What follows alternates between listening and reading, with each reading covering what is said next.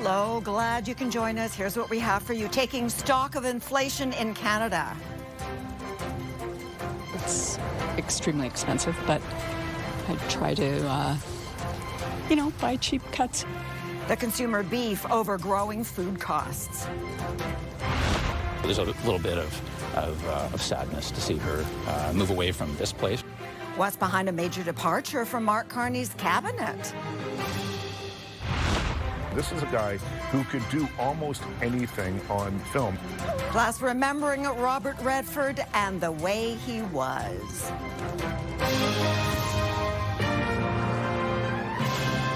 CTV National News with Sandy Ronaldo. Well, we got a measure of the health of the economy with new cost of living stats.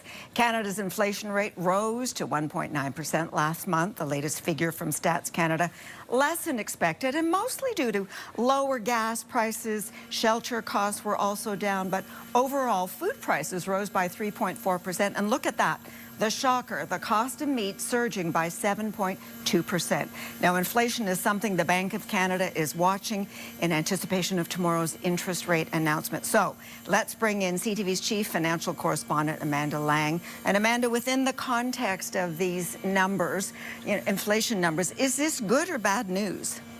It was good enough, Sandy, is what we were hearing today. The market was largely pricing in a rate cut from the central bank tomorrow, but there were some economists holding out saying inflation was too hot.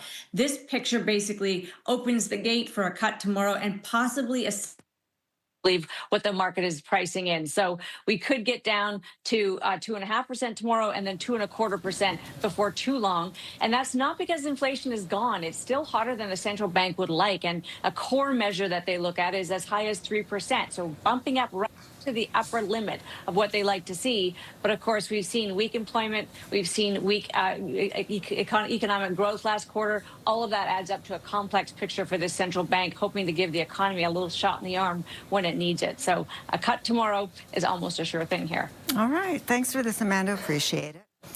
Thanks. Okay, so the price of fruits and vegetables is down, but as we said, food inflation continues to outpace headline inflation, with the big ticket item, the cost of meat, most notably fresh or frozen beef. Now, get ready for this, up 12.7% year over year.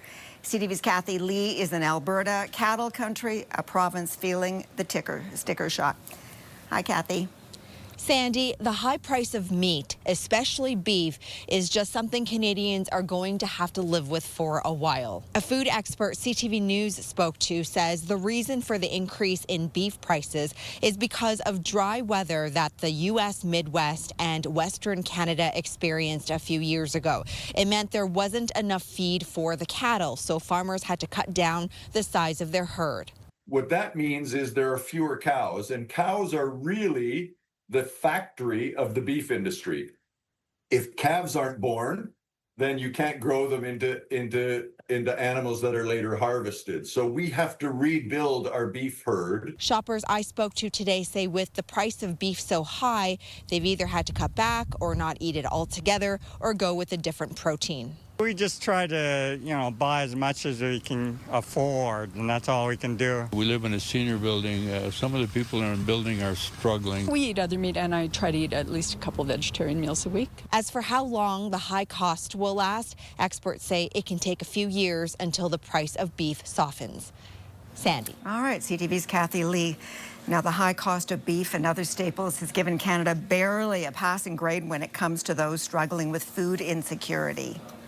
What we're seeing now is low-income folks are spending well above 50% of their entire income on housing, on rent. 1 in 4 Canadians is having a difficult time, according to Food Banks Canada, calling on Ottawa to do more. Now, we will hear what the Liberals will do to help Canadians when the government tables Mark Carney's first budget, and that will happen on November the 4th. This is going to be a generational investment in our future. We're going to build this country, Mr. Speaker. We're going to protect our communities. We're going to empower Canadians. Today it was announced that longtime cabinet minister and one-time deputy prime minister Chrystia Freeland is leaving the inner circle for a special appointment.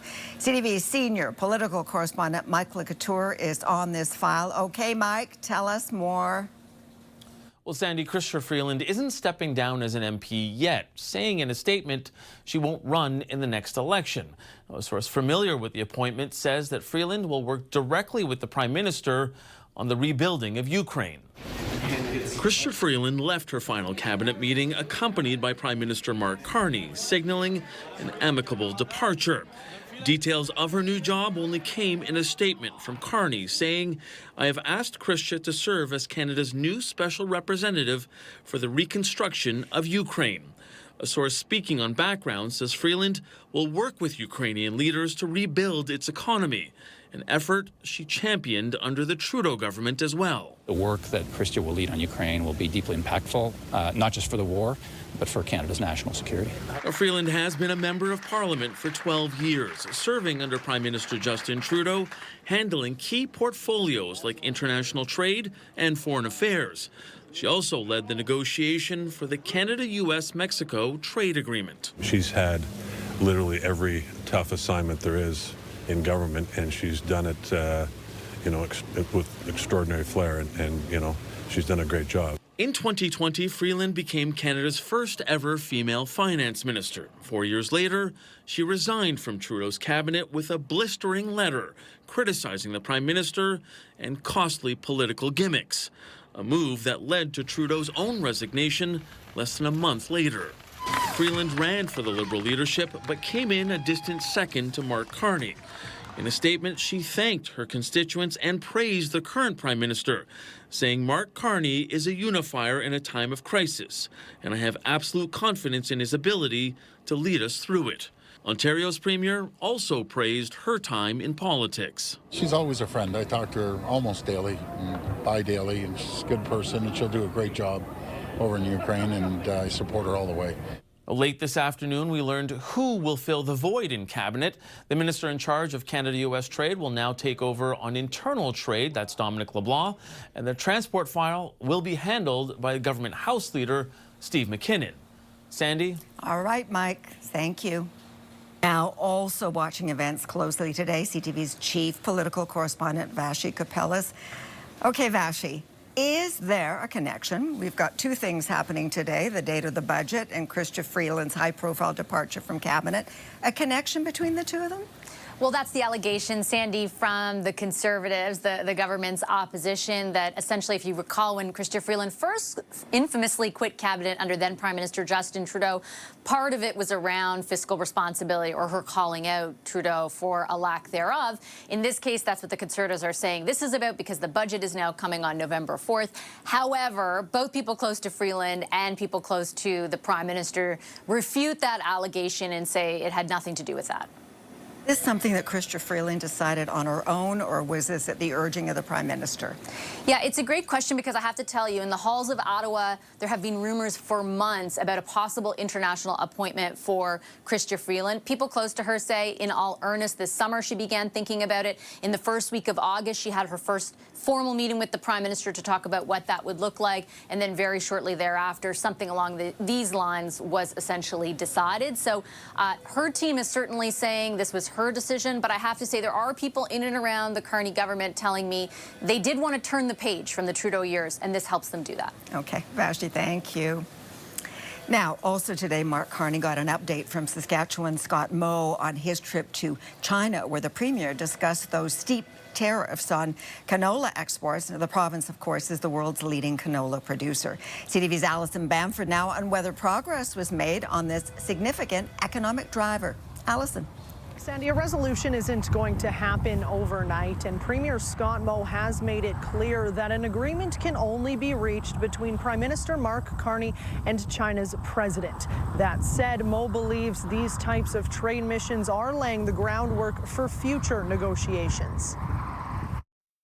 His commitment to our country, obviously he's working for the people of Saskatchewan, but commitment to our country and contribution at the tables have been essential to getting us together and moving forward. A quick welcome before getting down to work. This afternoon's meeting between the Premier and Prime Minister, a chance to debrief after Scott Moe's trade mission to China earlier this month. Mo met with Chinese government agencies responsible for imposing the steep tariffs on Canadian canola products. Talks, he said, were much more positive than expected. This is another step in finding our way through what is a pretty difficult time for a significant Canadian industry.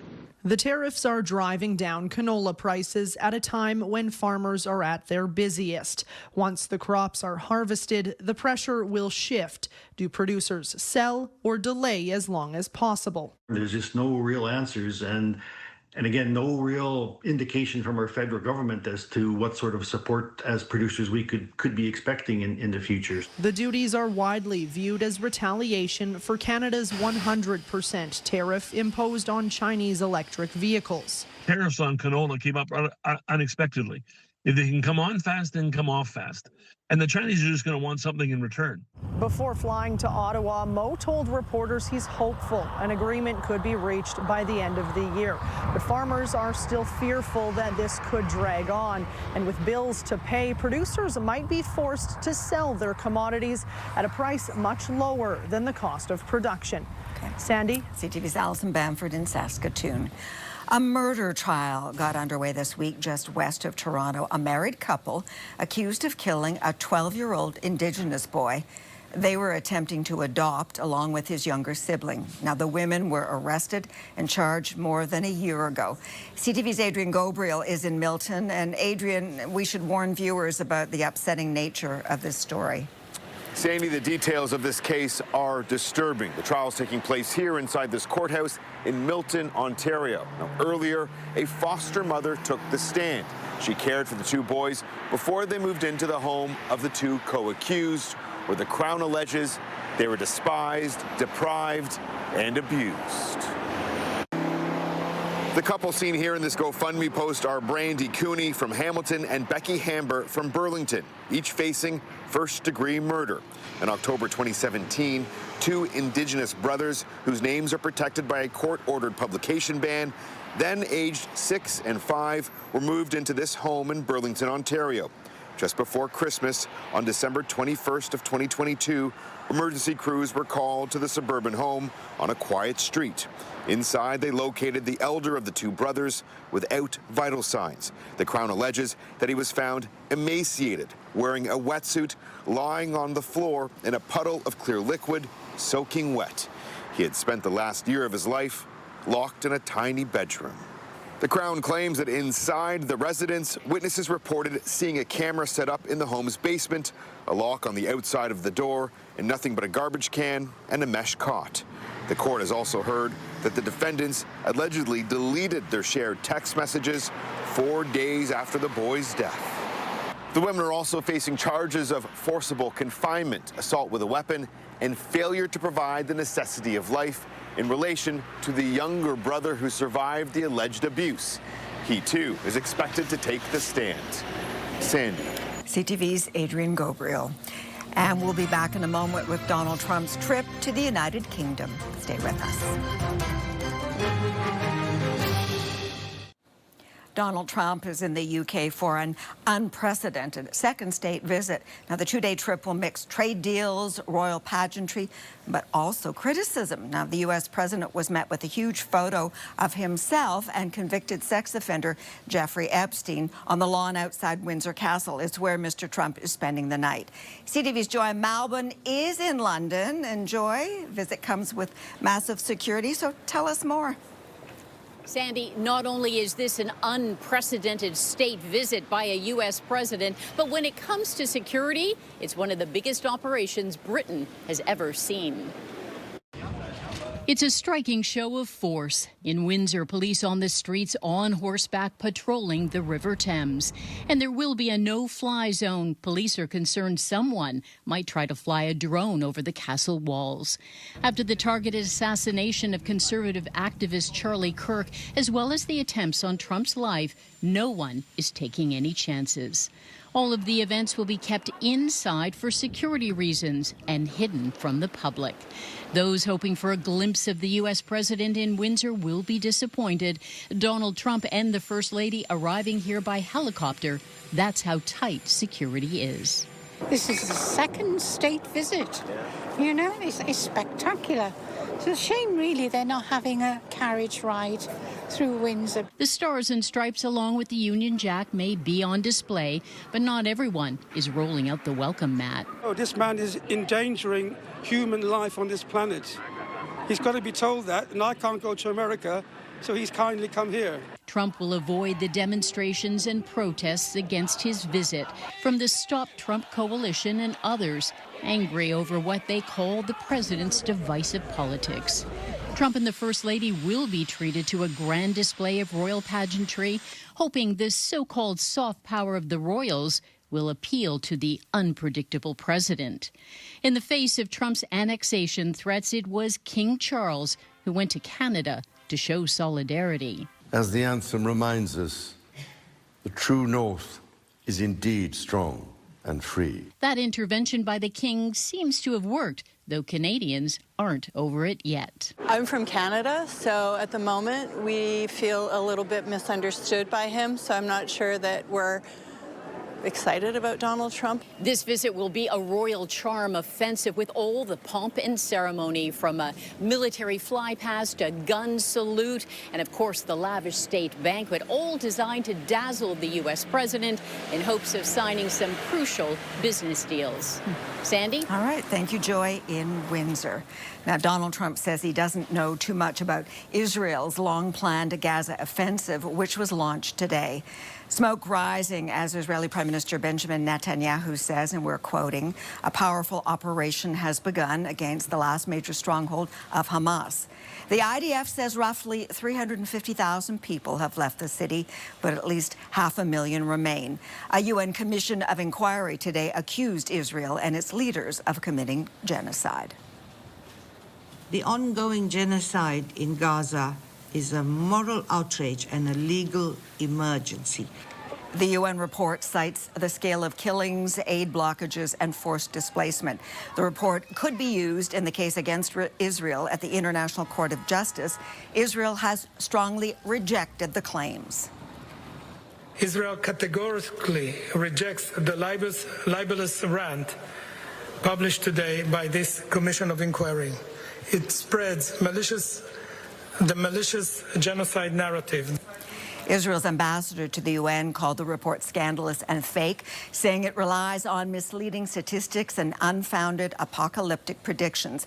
Israel has accused the commission of having a political agenda. And CTV National News will be right back.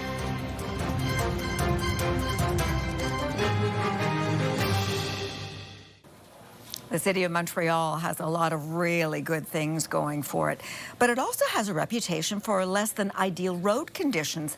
And one notorious pothole in particular is resurfacing debate after another cyclist was badly injured. CTV's Quebec Bureau Chief Geneviève Beauchemin now on the accident and the growing anger. Jen. Yes, Andy, there's an old saying here that in Montreal, all roads lead to potholes, and this one was on TV this weekend internationally. This road up to majestic Mount Royal in the heart of the city was the scene of an international cycling competition last weekend. Then this happened. A Dutch cyclist hit a patched pothole and went flying, ending his race. Now, pro cyclists have to contend with cobblestones in Europe and damaged streets worldwide, so some have chucked this all up to a bit of bad luck. But the image got Montrealers talking. I bike a lot across the city, and that was not that surprising. Montreal isn't the only Canadian city facing this issue, but the city's pothole problem is legendary. We unearthed these half-a-century-old images from the CTV archives, and the story of roads degrading was a hot topic in 1972 as well. Yeah, it's a classic. Over the years, damaged axles and lost hubcaps have piled up. There have also been serious injuries. Some experts have blamed Montreal's climate thaw and freeze cycles, the type of road surface, salt used for icing. Montreal's Auditor General has also added poor management of maintenance and upkeep to that list and says that now 1 out of 3 roads is in bad or very bad shape here. The city's streets will fill for a marathon this weekend. In order to make sure everything goes smoothly, we patch all the potholes on the circuit. Patch didn't quite yield a smooth surface. Still, organizers deemed the road suitable. Now, some Montrealers hope this now famous bump in the road will send a message. It was like cry for help. For now, cyclists, motorists, and pedestrians have to be a little extra cautious on the roads. Sandy. All right, Jen, thank you. After the break, the sting of losing a Hollywood legend. How Robert Redford's roles went well beyond the screen.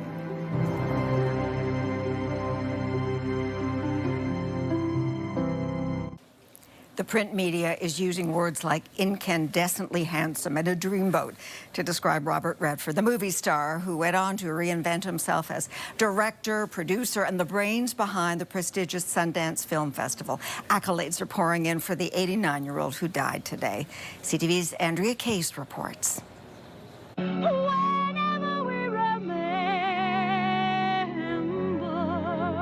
There are movie stars, and then there was Charles Robert Redford Jr. Born in Santa Monica, California in 1936, his acting career began on television in 1959. He moved on to Broadway, and then came the movies. His good looks cemented his leading man status. But Redford was more than just a pretty face and turned down acting roles which he thought would stereotype him. Well, that ought to do it. Enough dynamite there, Butch? Robert Redford was someone who I think wasn't always given credit for his enormous talent as an actor simply because he was too good looking. He had the Brad Pitt syndrome that people, I think, for a while just refused to take him as seriously as he deserved to be taken as an actor. But then you look at those films and you place them back to back to back. You see how different they all are, and you see that the common link is Robert Redford. Marvin? What do we do now? He made his directorial debut with the family drama Ordinary People in 1980. It garnered him his first Academy Award. Redford stood for many issues, his star power attracting attention to causes which included political activism, the environment, Native American and Indigenous peoples' rights, and LGBTQ rights. In 1981, he created the Sundance Institute, named after his Sundance character, and in 1985, the Sundance Film Festival was born, taking place where he lived in Utah in the middle of winter. Our job and our role is to create a space and a platform to bring new voices and new ways of seeing the world using independent film. Redford was married twice and had 4 children and 7 grandchildren. He died in his sleep this morning at home in Utah, surrounded by those he loved. Robert Redford was 89. I'm Sandy Ronaldo. Your local CTV News is coming up. See you tomorrow. Bye for now.